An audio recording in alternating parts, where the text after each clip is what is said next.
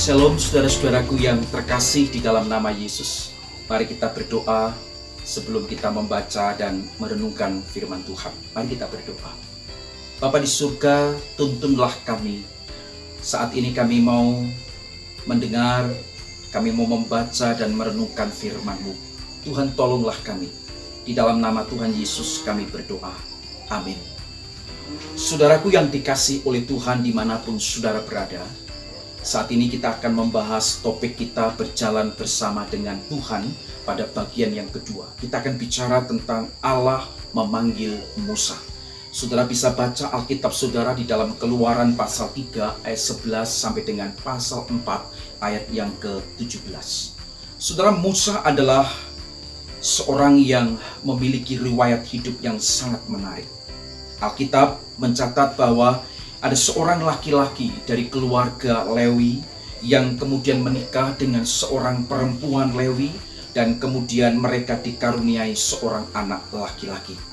Saudara, pada waktu Musa lahir, muncul seorang raja yang baru yang memerintah di Mesir yang sama sekali tidak mengenal akan siapa itu Yusuf. Raja Mesir yang baru ini melihat bahwa bangsa Israel menjadi semakin banyak jumlahnya. Karena itu saudara, ada satu kekhawatiran dalam diri Raja Mesir yang baru ini. Jangan-jangan mereka nanti akan bersekutu dengan bangsa lain dan kemudian memberontak. Karena itu saudara, Raja Mesir yang baru ini memperberat akan pekerjaan orang-orang Israel. Mereka makin ditindas oleh orang-orang Mesir. Dan Alkitab mengatakan saudara, orang-orang Mesir berusaha untuk memahitkan hidup orang-orang Israel. Tetapi semakin mereka ditindas, justru bangsa Israel makin bertambah banyak dan berkembang.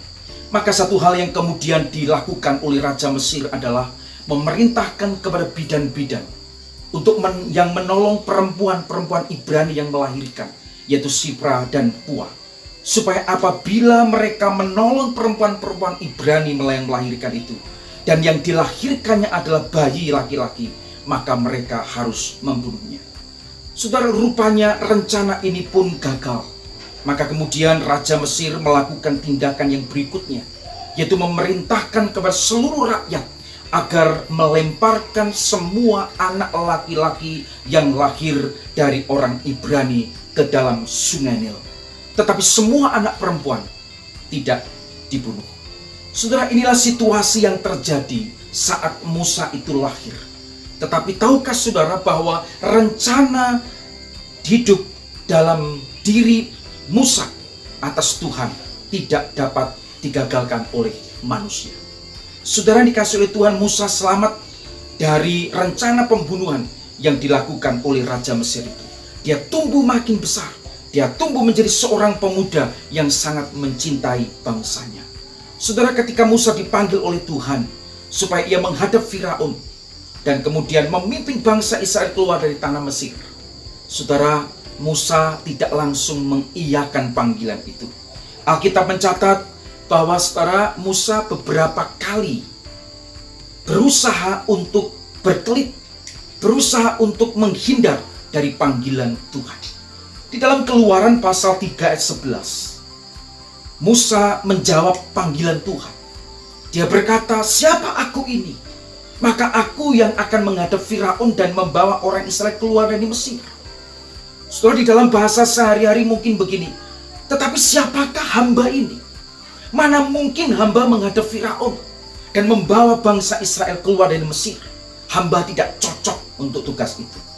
Saudaraku dikasih oleh Tuhan, pada saat itu Tuhan Allah meyakinkan Musa bahwa Allah sendirilah yang akan menyertai Musa di dalam tugas panggilan itu. Tetapi kemudian kita mendapati bahwa di dalam Keluaran pasal 4 ayat 1, Musa kembali berusaha untuk sekali lagi berkelit dan menolak akan panggilan Tuhan terhadap dirinya. Dia berkata, "Bagaimana jika mereka tidak percaya kepadaku dan tidak mendengarkan perkataanku?" Saudara, di dalam kesempatan itu Allah kemudian menyuruh Musa, "Coba kamu lemparkan tongkatmu itu."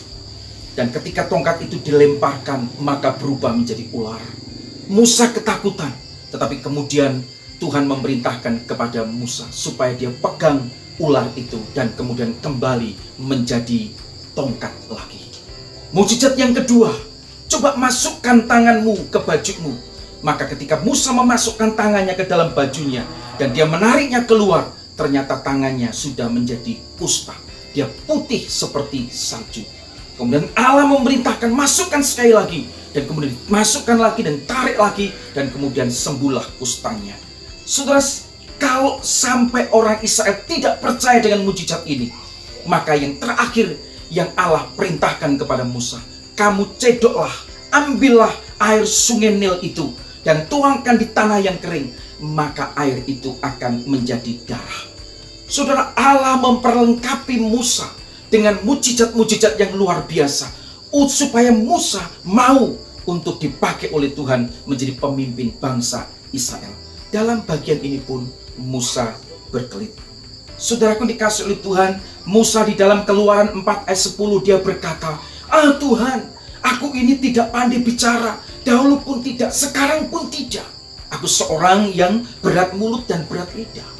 Musa sekali lagi berusaha untuk menghindar, berusaha untuk berkelit dari panggilan Tuhan.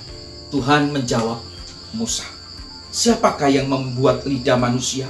Siapakah yang membuat orang bisu dan tuli? Siapakah yang membuat orang melihat dan buta? Bukankah aku, yaitu Tuhan? Oleh sebab itu pergilah, aku akan menyertai lidahmu dan mengajar engkau apa yang harus kau katakan. Saudara, apakah sampai di sini kemudian Musa berkata, oke Tuhan, saya mau Tuhan pakai? Enggak, ternyata. Musa tetap menolak akan panggilan Tuhan. Karena itu saudara, Musa berkata apa? Tuhan, utuslah kiranya siapa saja yang patut kau utus. Dalam bahasa lain, Tuhan, utus orang lain saja, jangan saya. Saudara, menghadapi Musa yang pintar berkelit, yang pandai membuat berbagai macam alasan itu, Tuhan menjadi marah. Maka dengan keras dan tegas, Tuhan berkata, oke, kalau begitu ada Harun, kakakmu orang Lewi itu. Aku tahu bahwa ia seorang yang pandai berbicara. Dialah yang akan menjadi penyambung lidahmu untuk berbicara, baik kepada orang Israel maupun kepada Firaun. Saudaraku yang terkasih di dalam Tuhan Yesus dimanapun saudara berada, pelajaran rohani apa yang kita bisa lihat atau yang bisa kita ambil dalam kisah ini? Saudara, ketika Tuhan memanggil saudara dan saya untuk terlibat di dalam satu pelayanan atau melayani Tuhan, sesungguhnya Allah akan memperlengkapi kita dengan karunia yang memang kita butuhkan di dalam pelayanan kita. Yang kedua saudara, ketika Allah memanggil kita untuk melayani dan terlibat di dalam pelayanan, yakinlah saudara bahwa Allah yang sama yang menyertai Musa juga menyertai kehidupan kita dan pelayanan kita. Mari kita lakukan setiap tugas pelayanan kita dengan sungguh-sungguh dan dengan tulus hati. Saya percaya kita akan menjadi berkat bagi banyak orang. Mari kita berdoa. Bapa di surga, kami datang kepadamu, terima kasih untuk firman-Mu hari ini. Biarlah dengan firman-Mu ini Tuhan, kami kembali semakin semangat dan semakin bersungguh-sungguh lagi di dalam menjalani panggilan kami sebagai umat Tuhan, sebagai pelayan-pelayan Tuhan.